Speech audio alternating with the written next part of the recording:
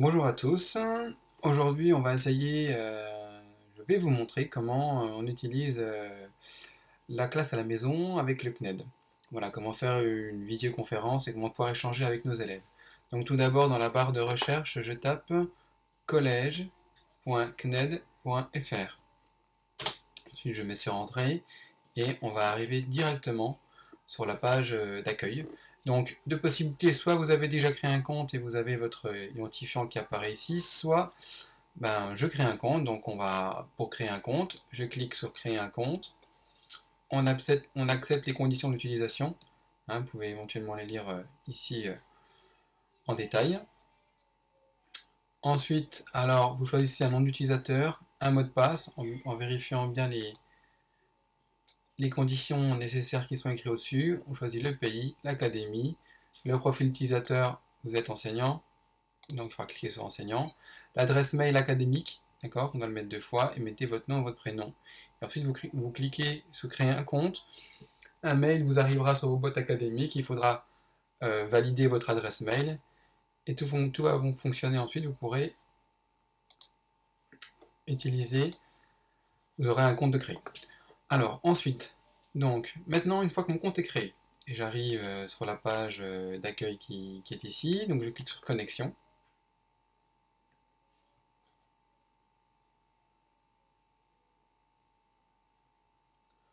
Voilà. Donc ensuite on a des cours à disposition. L'objet de ma capsule vidéo, c'est pas les cours qui sont ici, mais bien la classe virtuelle. Donc je vais cliquer sur collège classe virtuelle. Voilà. Donc je clique dessus. Et alors là, moi j'ai déjà mes identifiants, mais en fait, il faudra cliquer du coup pour créer votre classe virtuelle, cliquez sur le bouton suivant. Donc je clique sur le bouton suivant, et vous avez deux liens. Alors, le premier lien, c'est pour le lien modérateur, donc c'est pour le lien enseignant. Donc là, c'est vous qui allez copier le lien et le rentrer, on va voir, le rentrer dans la barre de recherche. Et il y a le lien des participants, ça c'est le lien que vous devez copier et envoyer à vos élèves, d'accord? Donc c'est ce lien que vos élèves vont avoir. Donc on n'a pas le même lien, le lien modérateur c'est le lien de l'enseignant.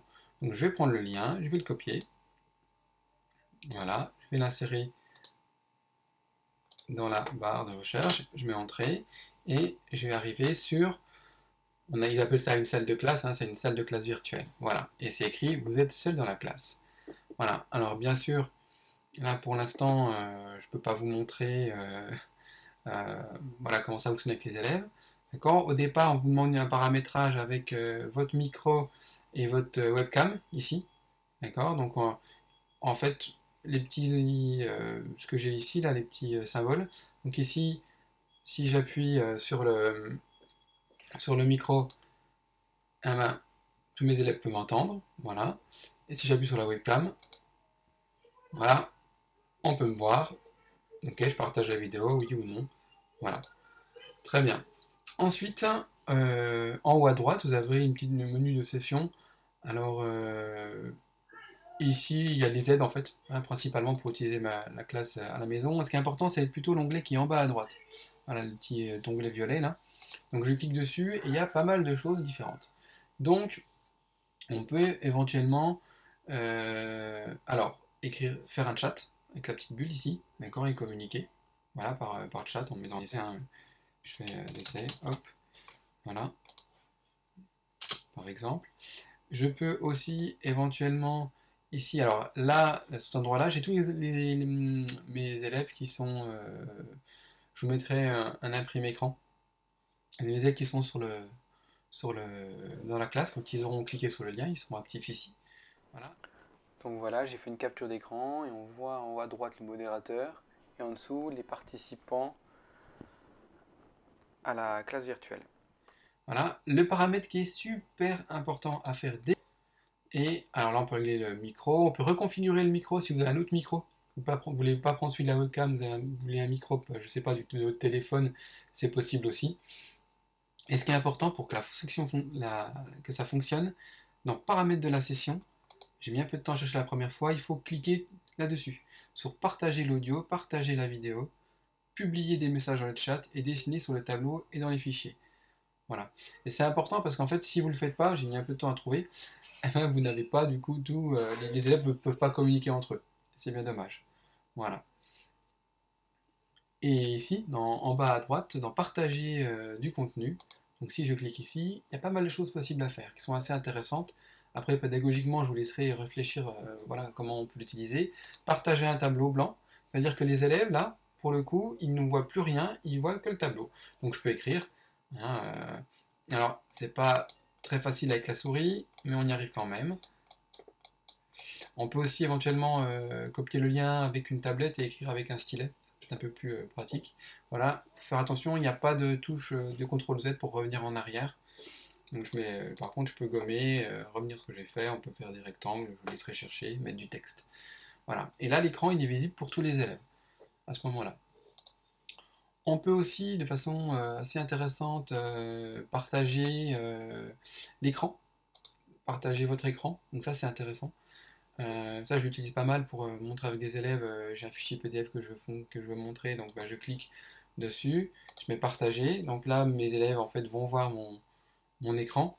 Là, par exemple, si je veux montrer un travail fait par des élèves, là, je suis sur OneNote, sur un autre outil, puis je leur montre, voilà, ce qu'ils ont fait, comment ça fonctionne. Voilà. On peut aussi partager des fichiers. En fait, bah voilà, bah, j'avais déjà mis un fichier PDF par exemple. Donc on le fait glisser-déposer. Ça peut être un fichier, un PowerPoint si vous voulez faire une présentation aux élèves en direct et commenter. Ça c'est faisable aussi. Donc je clique sur mon fichier, ça met un petit peu de temps.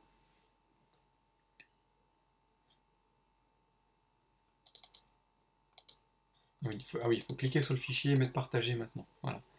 Voilà, j'ai mes fenêtres. Et du coup, en cliquant sur l'une, ben voilà, mes élèves voient exactement ce que je vous montre. Ou après, vous pouvez voilà, éventuellement entourer, encadrer, corriger. Voilà, ça c'est assez intéressant aussi. Donc si je reviens à mon partage de fichiers, on peut aussi éventuellement faire un sondage, un questionnaire. Voilà, je vous laisserai regarder. Et les groupes de travail, l'utilité et apprendront un peu comment on s'y met. On peut faire des groupes. Et c'est-à-dire les élèves parlent en fait comme s'ils étaient dans un groupe en classe, ils parlent que ensemble. Et nous, on peut aller après, soit dans un groupe, soit dans l'autre, voilà, pour écouter les communications des uns des autres. Parce que c'est vrai que la classe à la maison, faire la classe à la maison, voilà, si j'ai 20 élèves ou 25 élèves qui se connectent pour parler tous en même temps, c'est compliqué. Donc, on peut faire des groupes de discussion. Voilà. Donc ça, c'est aussi intéressant. On peut éventuellement leur laisser le choix ici, voilà, de changer de groupe. S'ils veulent faire leur propre groupe, choisir de changer de groupe, ça c'est faisable aussi. Voilà, bah, j'espère que voilà, j'ai fait un peu assez vite. Le mieux c'est de le tester, d'essayer, et après je suis disponible si vous avez des questions.